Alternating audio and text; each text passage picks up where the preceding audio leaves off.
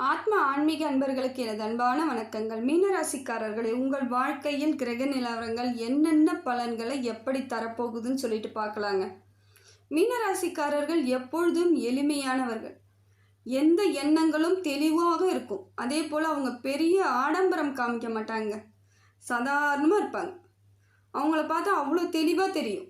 இயற்கையாக இருப்பாங்க. இறைவனுக்கு பிடிச்சா போல் இருப்பாங்க. இதெல்லாம் மீனராசிக்குரிய ஒரு அம்சம், இயற்கையான அம்சம். அவங்க ராசிநாதனே குரு பகவான்.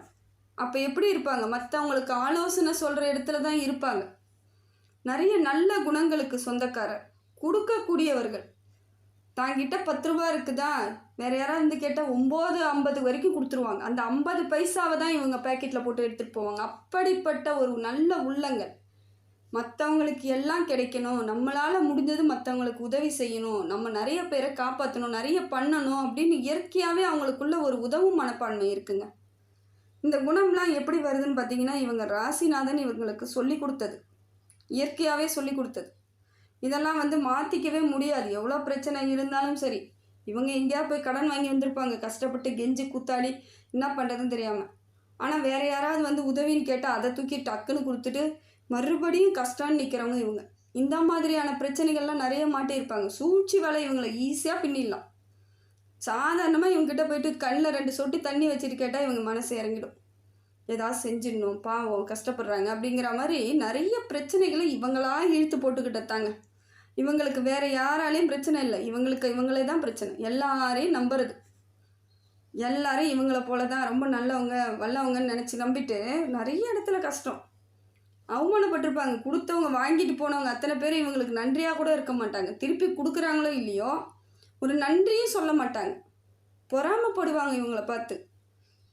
இவங்களுக்கு 1008 பிரச்சனை இருக்கும், வெளியே தெரியாது. ஆனால் இவங்க ஏதோ பெருசாக இருக்கிறாங்க, எல்லாத்தையும் இது பண்ணுறாங்க அப்படின்ற மாதிரி ரொம்ப பொறாமப்படுவாங்க. இதையெல்லாம் இயற்கையாக நடக்கக்கூடியது மீனராசிக்கு. ஏன்னா இவங்க தேஜஸ் அப்படி இருக்கும், சாதாரணமாக இருக்காது. இவங்களை பார்த்தாலே ஒரு தேஜஸாக இருப்பாங்க, கல்வியாளராக இருப்பாங்க, சிறந்தவர்களாக இருப்பாங்க. பேசக்கூடிய பேச்சு கூட அவ்வளோ அழகாக இருக்கும், சிந்தனையாக பேசுவாங்க. யார் மனசையும் காயப்படுத்தாமல் ஒரு சொல்லுவாங்க. அந்த இடத்துல ஒருத்தவங்க திருத்தலைன்னா இவங்க அழகாக சொல்லி திருத்திடலாம், அந்த அளவுக்கு பேசுவாங்க. இருந்தாலும் இவங்களே நிறைய பிரச்சனையில் தான் இருப்பாங்க. இதுக்கு காரணமே இவங்களே பண்ணிக்கிட்ட வினைகள் தான், வேறு ஒன்றுமே கிடையாது. தேவையில்லாதவர்களோட பழகிறது. இவங்களுக்கு ஆட்கள்னால் ரொம்ப பிடிக்கும், பழகிறதுனா ரொம்ப பிடிக்கும், நட்புனா ரொம்ப பிடிக்கும், உறவுகள்னால் ரொம்ப பிடிக்கும். அதனால் போய் விழுந்தவங்க நிறைய பேர் இருப்பாங்க. இந்த குடும்பத்துக்கு போனால் நம்ம நல்லா இருப்போம்னு நினச்சி நிறைய மீனராசி பெண்கள் போயிருப்பாங்க. கடைசியில் அந்த குடும்பம் அவங்கள அவ்வளோ கஷ்டப்படுத்தியிருக்கும். அவங்களே நினச்சிருப்பாங்க, நாம் ஒன்று நினச்சோமே, இப்போ என்ன நமக்கு இப்படி நடக்குது அப்படிங்கிற மாதிரி ரொம்ப வருத்தப்படுவாங்க.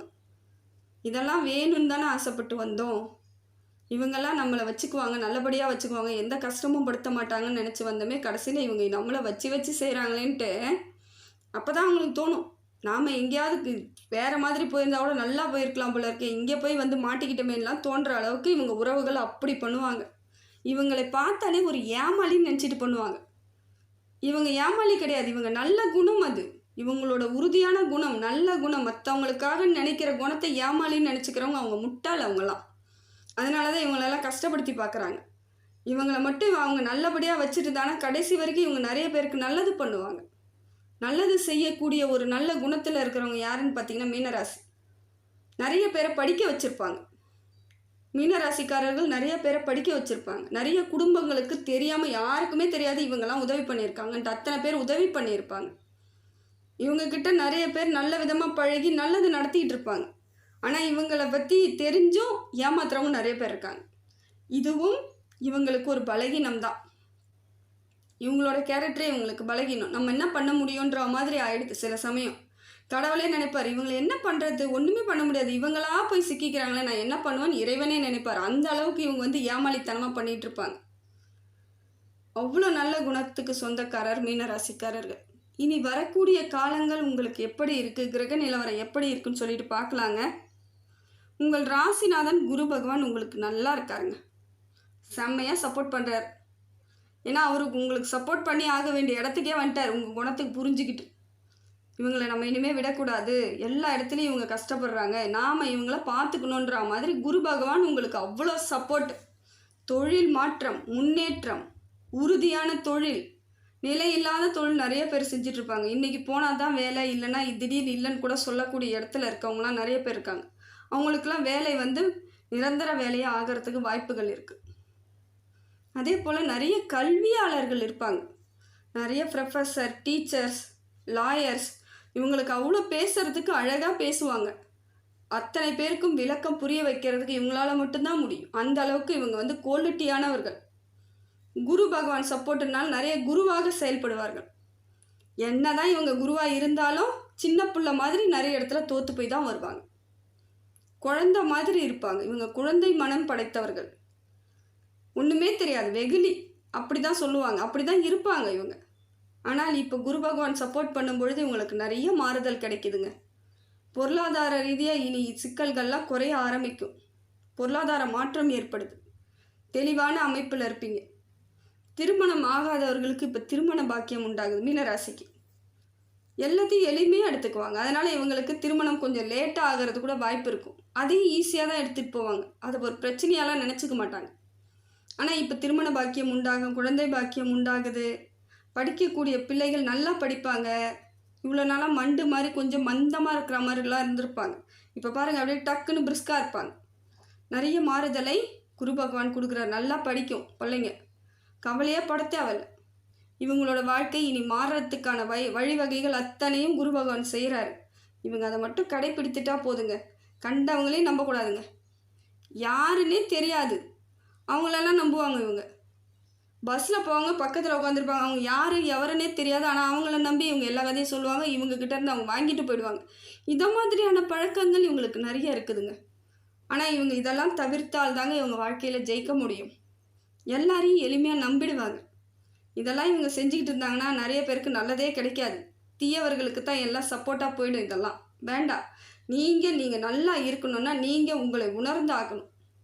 உங்களை நீங்கள் நினச்சா மட்டும்தான் அடுத்தவங்க நல்லா வாழ முடியும்.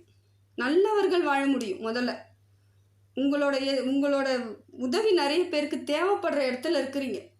நிறைய நல்ல குணங்களுக்கு சொந்தக்காரர். உங்களை உணருங்க. நீங்கள் யாருன்னு உணர்ந்து நீங்கள் நல்லபடியாக இருந்தால் தான் மற்றவங்கள வாழ வைக்க முடியும். இன்னமும் நீங்கள் கஷ்டப்பட்டுக்கிட்டு ஏமாளியாகவே இருந்துகிட்டு இருந்தால் நல்லவர்களுக்கு எந்த உதவியும் கிடைக்காதுங்க. இறைவனே உங்களை அதுக்கு தானே படைச்சிருக்கான். நீங்களாம் நிறைய பேருக்கு நல்லது பண்ணணும், என்னால் முடியாததை நீங்களாம் செய்யுங்கன்னா இறைவன் உங்களுக்கு துணையாக இருக்கார். ஆனால் நீங்கள் நிறைய இடத்துல அதை தவற விட்டுறீங்க. பார்த்துக்கோங்க, ஜாக்கிரதையாக இருங்க. அடுத்தது பார்த்திங்கன்னா சூரிய பகவான் உங்களுக்கு நல்ல இடத்துல இருக்காருங்க. நிறைய மாற்றத்தை ஏற்படுத்தி கொடுக்குறார். தந்தை வழி உறவுகளால் இனி உங்களுக்கு ஒரு சிறப்பான மாற்றம் ஏற்படும். உறவு வரும், நீடிக்க போகுது. அந்த உறவு உங்களை தேடி வருவாங்க. இவ்வளோ நாளாக எதுவும் உங்ககிட்ட ஓரளவுக்கு உறவு இல்லாமல் இருந்தவங்க கூட, இல்லை தேவையில்லாமல் வம்பு சண்டைலாம் பண்ணவங்க கூட இப்போ உங்ககிட்ட அனுசரித்து போவாங்க. உறவு ஏற்படுது. அதே போல் பேர் புகழ் கிடைக்கும். எங்கே வேலை செய்தாலும் அந்த வேலை தெளிவாக இருக்கும். உங்கள் வேலை குலதெய்வத்தோட அருள் கிடைக்குது, மூதாதையர்களோட அருள் கிடைக்குது. இது எல்லாம் கிடைக்கும் பொழுது உங்கள் வாழ்க்கை சிறப்பானதாக இருக்குதுங்க. சூரியன் உங்களுக்கு பயங்கர சப்போர்ட்டுங்க. தினந்தோறும் சூரிய நமஸ்காரம் மட்டும் பண்ணிட்டு வாங்க, வாழ்க்கையில் ஜெயிச்சிடலாம். செவ்வாய் கொஞ்சம் சுமாரான பலன்கள் தாங்க தராரு. செவ்வாயால் பெரிய பலன் மாற்றம் கிடையாது, ஆனால் பெரிய பாதிப்பும் கிடையாது. கவலைப்பட தேவை. ஓரளவுக்கு சுமாரான பலன் கொடுக்குறாருங்க. அதே போல் உடம்பு ரீதியாக ஏதாவது சின்ன சின்ன பிரச்சனைகள் இருந்தால் உடனே பாருங்கள். தலை சுற்றுறது, ரத்தம் கம்மியாகிறது, நரம்பு சம்மந்தப்பட்ட பிரச்சனை ஏதாவது இருக்குன்னா உடனடியாக பார்த்துருங்க. அது பெரிய பிரச்சனை கிடையாது, இருந்தாலும் அது ஒரு சின்ன விஷயம் தானே, அதை சரி பண்ணிக்கோங்க. தெம்பாயிடுவீங்க. மனசளவுலேயும் உடம்பளவுலேயும் தெம்பாக இருந்தால் தான் அடுத்த அடி உங்களால் எடுத்து வைக்க முடியும். புதன் உங்களுக்கு நல்ல பலனை கொடுக்குறாருங்க. சிந்தனையை தெளிவு கொடுக்குறாரு. இது நாள் வரைக்கும் தெளிவில்லாமல் இருந்த நீங்கள் இப்போ தெளிவாக இருப்பீங்க. நிறைய மாற்றத்தை ஏற்படுத்தி கொடுக்குறாரு புதன் பகவான். முன்னேறத்துக்கான வழிவகையை செய்கிறார்.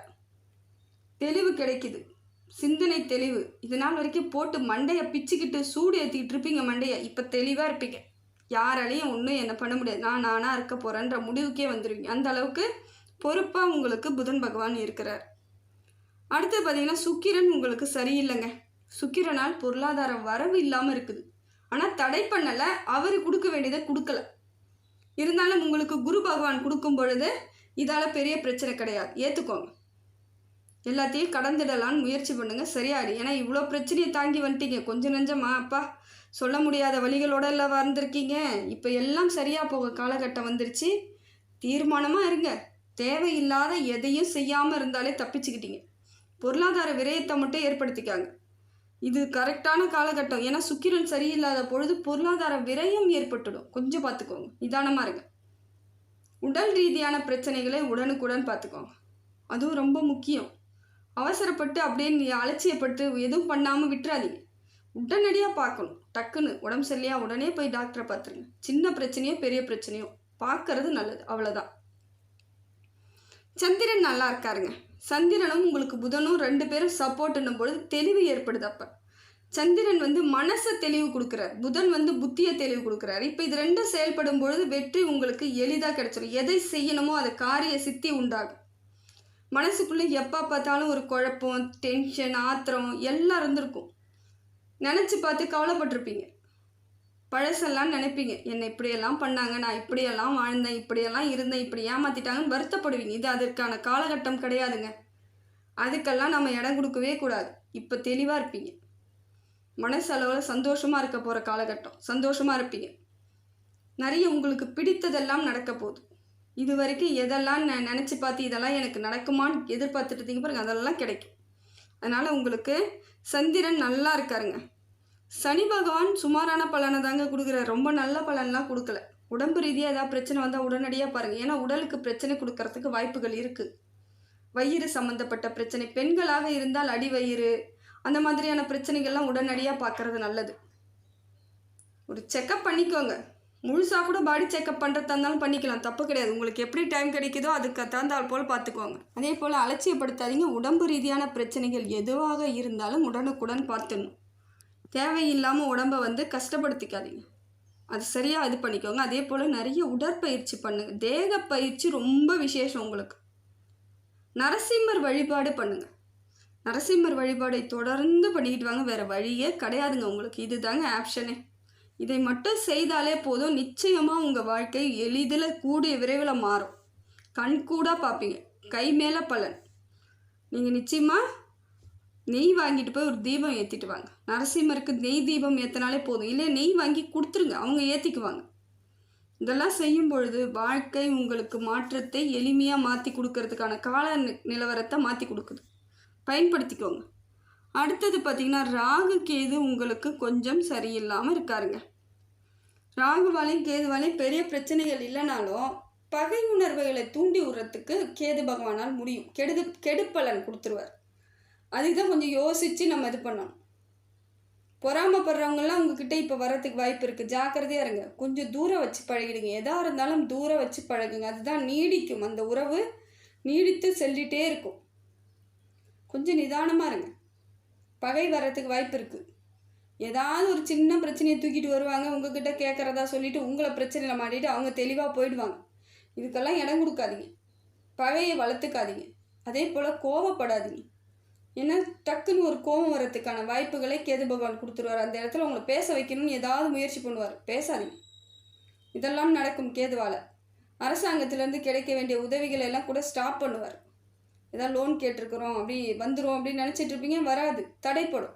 இதெல்லாம் அந்த சிறிது காலம், கொஞ்சம் காலம் அப்படி தான் இருக்கும். காலம் மாறிச்சுன்னா, கிரக நிலவரம் மாறிச்சுன்னா சரியாயிடும்.